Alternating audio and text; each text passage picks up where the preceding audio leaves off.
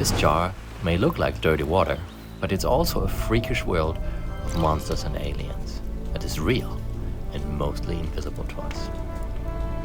In my everlasting quest to keep our kids busy and entertained, we set up a lake water ecosystem in a closed jar. It was way easier than I thought and got the kids super excited and curious about the natural world. We also made one fatal mistake that ended in disaster. Let me show you how you can build your own ecosystem, the amazing creatures we found in ours, and how to avoid the disaster that we caused. Let's dive right in. We happen to live really close to a lake, and one day we scooped up some dirt from the lake shore, some pebbles, water, and a few plants into a mason jar. After we took it home, the jar looked like, well, just dirty water. But after a few hours, it had cleared up, and the next day we already spotted some very exciting creatures. Actually, there was a secret party going on in the jar, some wiggly worms at the bottom. They immediately caught our attention. Those were Tubifex, a mud-dwelling creature that sticks out its tail and moves and wiggles to bring in oxygen. They're super easy to spot, and the kids were really super excited to look at them and watch their wiggly dance and went all crazy for them. One of the more mysterious creatures in the jar had tentacles and a slim body. It was a Hydra. They're super fascinating because they can bud off into a new animal, and even if they're cut in half, both pieces will stay alive and regenerate a full animal. It's one of the very few animals in nature that does not apparently show signs of aging, and it has been claimed that this is a creature that's biologically immortal. Now you can see it grab onto a twig with its arms and move its body to a different position. There's even this little side branch that's likely a baby Hydra about to split off and become independent.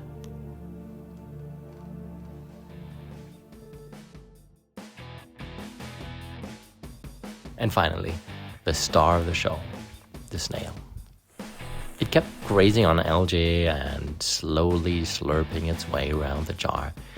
It was just adorable and somewhat hypnotic to watch.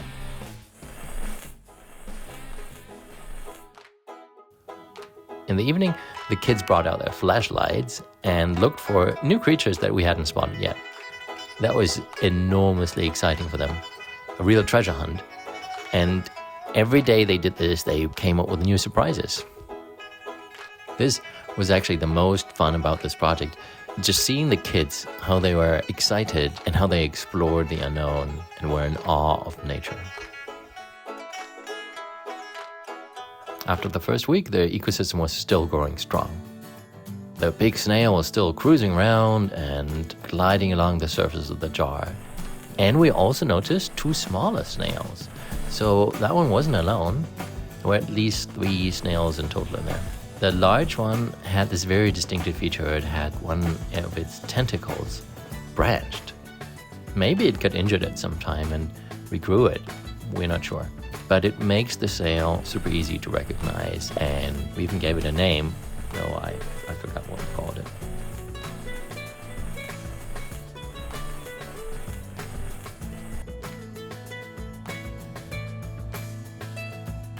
We also noticed this egg-like something. We couldn't really tell what it was with the naked eye, but after reviewing this camera footage, it became clear that it was some creature that slowly opened and suddenly snapped its shell shut again. It looks like a small mussel something, but we're not sure. If you know what it is, please let me know in the comments. That would be great. Thanks. What really surprised us was the abundance of life. Not just plants and large animals, but those thousands of tiny creatures that were constantly zapping around the jar. At 4 times the normal speed, we can see how fast these animals are moving around the water column in all kinds of different directions. They use small hair-like bristles or flagella that beat and propel them around the water at breakneck speed. They make up the zooplankton as a rich source of food for larger animals.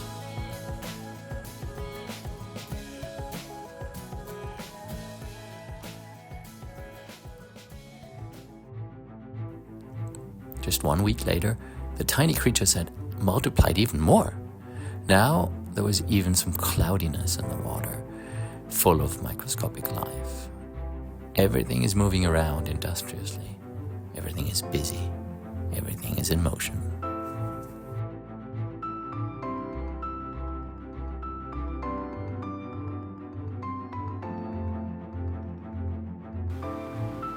The tiny worms were also still around and performing their wiggly dance, just like before.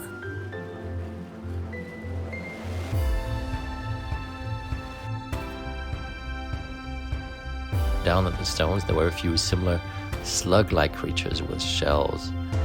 They also open and closed large body openings, either to catch prey or to suck in water and filter out food. Here's the video at 4 times the normal speed, and you can really see them move around and snap.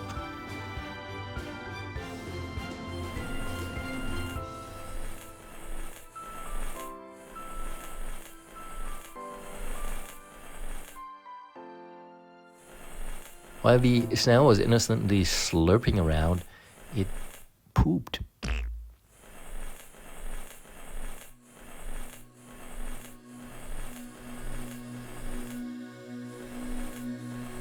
And then it went straight to the surface, and a large organ unfolded. This is a neurostome, the breathing opening. These snails have lungs, and this opening leads to their air chamber. And this is how they breathe. They just rise to the surface and take in a gulp of air.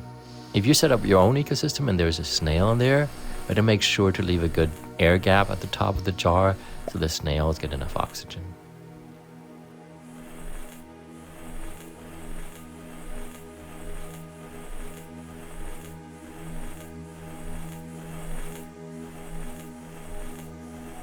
Everything went really well for about 2 weeks, and the kids were excited to discover a lot of new creatures every day. But then we made a small but quite consequential mistake.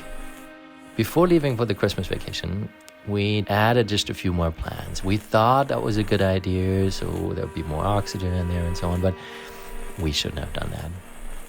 When we came back, the jar just was a mess. Our little world had collapsed. This taught us a really important lesson. Nature likes stability. Sudden changes in conditions can be really hard for these systems to handle. There's always a delicate balance between prey and predator, food and nutrients, and so on. When something changes abruptly, like more plants and also more organic matter, or a sudden rise in temperature like sun coming in through the window or so on, the creatures can really adapt. They don't have many options. But we didn't let that discourage us. A few months later, we started a new jar, and this time we were a bit more careful. We placed it away from the window, we kept it inside the room, and used a little bit of an artificial light to illuminate the top. Again, we saw some mysterious creatures, like this coral-like creature that would snap and possibly catch tiny prey.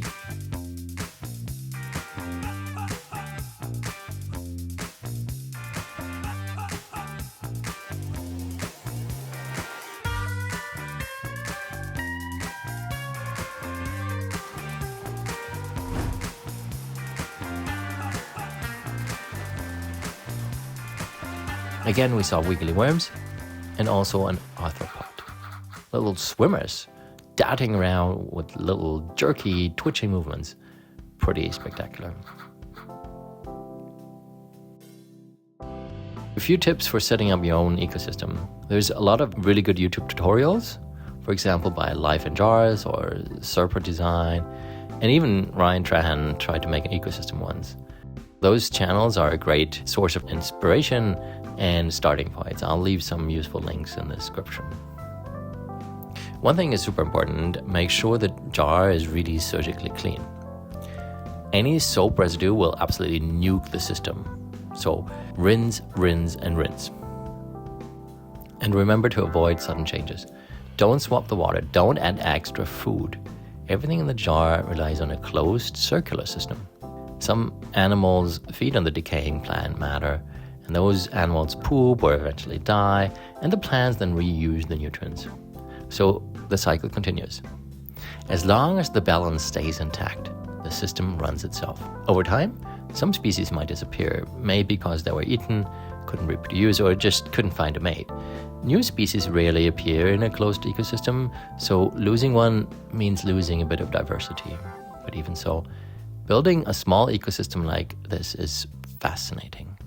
Watching it stabilize, grow, and stay alive for weeks or even months at a time is incredibly rewarding.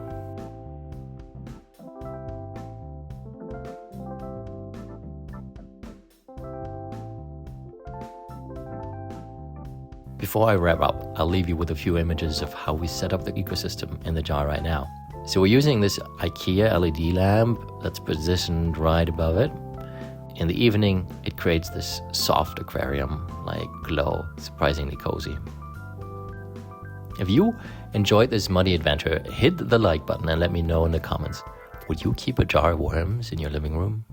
Thanks for watching.